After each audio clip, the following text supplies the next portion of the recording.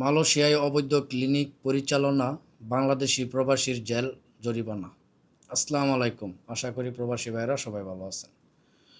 কুয়ালালামপুরের জালান তুন তান see you scene এলাকায় অনুমোদনবিহীন clinic পরিচালনা এবং নিবন্ধহীন ঔষধ রাখার দায়ে এক বাংলাদেশি ব্যক্তিকে 4,000 রিঙ্গিত জরিমানা করেছে মালয়েশিয়ান আদালত। ঘটনার বিস্তারিত। গত 13 ফেব্রুয়ারি কুয়ালালামপুর এক পুত্রাজায়া স্বাস্থ্য বিভাগের ফার্মাসি এনফোর্সমেন্ট শাখা ওই এলাকায় বিশেষ অভিযান চালায়।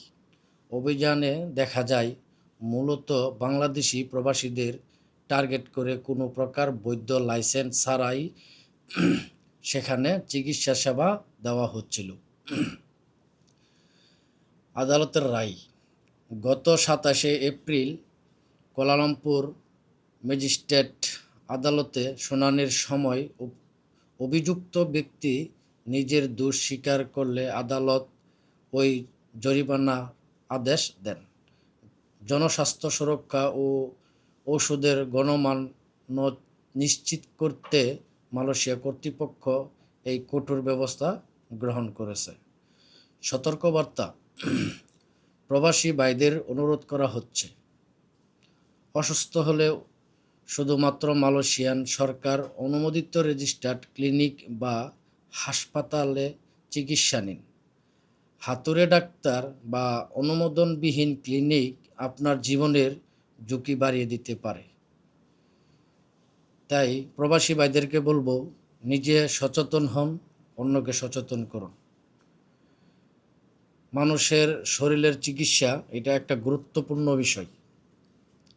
আপনারা শুধু এইসব লোকদেরকে দেখিয়ে নিজেদের কিছু অল্প টাকা বাঁচানোর জন্য নিজের শরীরকে, নিজের জীবনকে ঝুঁকিতে ফেলবেন না। আমাদের বাংলাদেশি অনেক ভাইয়েরা আছে এই দেশে ক্লিনিক খুলে বসছে, গিয়ে দেখেন তারা ভালো করে কোনো ডাক্তারি শিখে মালয়েশিয়াতে আসে নাই। কিছু আছে মুখস্থ ডাক্তার, হয়তো ফার্মাসিতে কাজ করছে অথবা কোথাও টুকটাক কিছু জানাশোনা আছে।